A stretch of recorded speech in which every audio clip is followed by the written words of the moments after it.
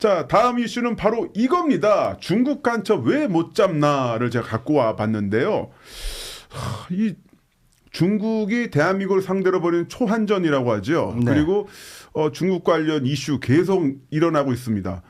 그래서 뭐 확인 안 된 것도 있고 확인된 것도 있고 그런데 이 상황 속에서 굉장히 대한민국 안보 상황 엄중하죠. 지금 사실 대한민국의 안보 상황이라는 것은 윤석열 대통령의 비상계엄 이후로 그리고 줄탄핵을 통해서 그리고 계엄 내란 관련 수사를 통해서 지금 뭐 국군만 하더라도 날아간 별이 뭐 14개라고 하고요. 네, 양현님 감사합니다. 엉망진창인 상황인데 자 그건 그거고 이 현재 상황 속에서 중국 국적의 사람들이 대한민국에서 벌이고 있는 행동들이 지금 심상치가 않습니다. 그래요? 지금 보여지고 있는 사진은 바로 작년 6월 뭐 뉴스에도 몇 번 나왔었죠. 6월 25일 부산 해군작전사령부 부산 작전기지에 미군 항공모함 시어도 루스벨트가 입항을 했습니다. 당시 윤석열 대통령도 이 항모에 탑승을 해서 뭐 이런저런 뭐 활동을 하기도 했었는데요. 근데 이때 부산에 거주 중인 중국인 유학생 3명이 드론으로 근접 촬영을 해서 500장의 사진을 찍었습니다. 유학생이 맞아요? 그러니까 유학생이 맞아? 야, 유학생 위장 유학생인가요? 그래서 500장 중국인 유학생들 너무 무서워. 500장 사진을 찍고 잡혔어 경찰한테. 그래서 호기심으로 찍었대. 호기심. 그래서 야 호기심으로 항공모함을 500장이나 사진을 찍어? 그런데 일반적인 그리고 이게 왜 좀 말이 안 되냐면요. 중국이야말로 군사 안보 검열 엄청나게 심하잖아요. 그죠. 네. 중국에서는 정말 드론 잘못 띄워서 드론 비행 금지 구역, 군사 구역 들어갔다가는 난리가 납니다. 그냥 다 깜빡하는 거예요. 그걸 모를 리가 없거든요. 그런데 드론을 띄워서 500장 사진 찍었고 호기심으로 찍었다고 해서 믿어줄 수가 없잖아요. 그죠, 그래서 국정원이랑 경찰, 대공수사팀이 휴대폰을 포렌식 해보니까 2022년부터 다른 군사 보안 지역에서 사진 촬영한 기록이 다 나온 거예요. 이런 개새들이 진짜. 네. 이것뿐만이 아니라 작년에 제주 공항에서도 드론이 떠서 정체불명의 드론이 떠서 공항이 마비된 적이 있었고요. 그리고 바로 지난달 31일, 바로 작년 말이죠. 12월 31일에도 국가중요시설 최고 등급인 제주국제공항 주변에 중국인이 드론을 띄워서도 공항이 마비된 적이 있었습니다. 야, 이거 빨리 잡아야지. 이거 보고만 있으면 어떡해. 이것뿐만 아닙니다. 네. 그리고 이런 간첩 잡는 가장 선봉에 서는 게 바로 국정원이죠. 그죠. 국정원을 근접 촬영하던 드론이 있길래 그 드론을 쫓아가서 잡았더니만 이것도 중국인이었어요. 국정원 간이 배 밖으로 나왔네 이것들이. 그러니까요.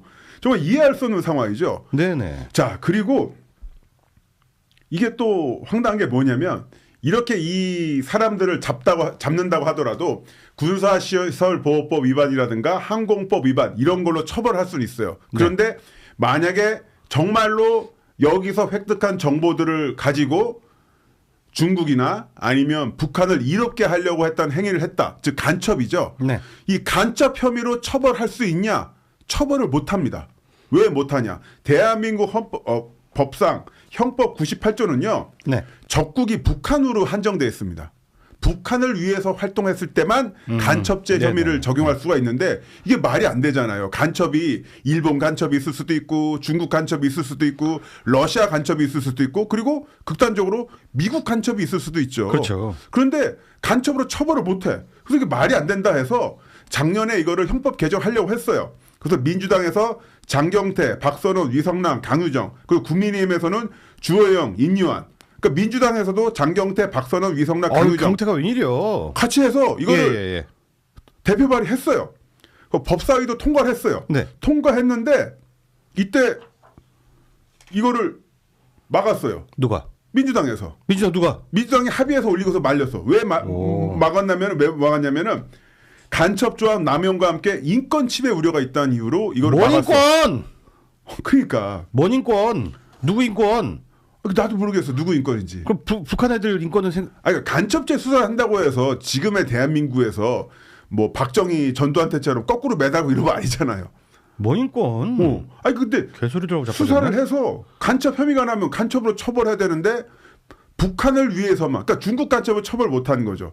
이거를 이해 못하는 게 우리만 그런 게 아닌 것 같습니다. 네. 자 에포크 타임스라는 외신이 있습니다. 에포크 타임스 저도 자주 봅니다. 아 그런가요? 네, 네. 저도 자주 보고 있습니다. 여기에 조슈아 필립스라는 기자가 아, 조 기자였구나. 조 기자입니다. 예. 네, 조 기자. 네, 조 기자가 본인의 그 컬럼과 유튜브 방송 통해서 이렇게 이야기했습니다. 한국엔 중국 간첩을 처벌할 법정이 없다. 이해할 수가 없다. 한국에서는 중국 첩보위원이 자유롭게 활보할 수 있다. 한국에도 중국의 이익을 위해 활동하는 조직이 있다. 대만에서는 이런 활동에 대해 잘 알고 있고 이를 법으로 금지해놨다. 지금 한국이 현재 직면한 위기는 정보기관이 간첩죄를 근거로 중국 요원을 추적하거나 체포할 수 없다는 점이다. 자기가 한국 방문을 통해 알게 되었던 가장 충격을 받았던 점이다. 한국법이 외국 스파이를 추적하거나 대응할 수 없도록 하고 있다. 개인적으로 한국 정보기관이 우수하다고 믿지만 손발이 묶여 있어 해야 할 일을 할 수 없는 상태다라고 했습니다. 정말 안타깝습니다. 간첩을 잡을 때도 네. 국정원이나 뭐 경찰 대공수사팀도 이게 좀 한계가 있는 거잖아요. 얘 간첩 같은데 잡어. 야, 근데 너 북한 간첩이야? 아닌데요? 너 어느 나라 사람이야? 중국 사람이요. 너 어느 사람이야? 일본 사람이요. 그러면 얘 잡아봤자 그냥 그 항공시설 안전법 위반. 뭐 벌금 뭐 50만 원 아니면 뭐 징역 1년이야. 예. 뭐 이런 걸로 끝나는 거잖아요.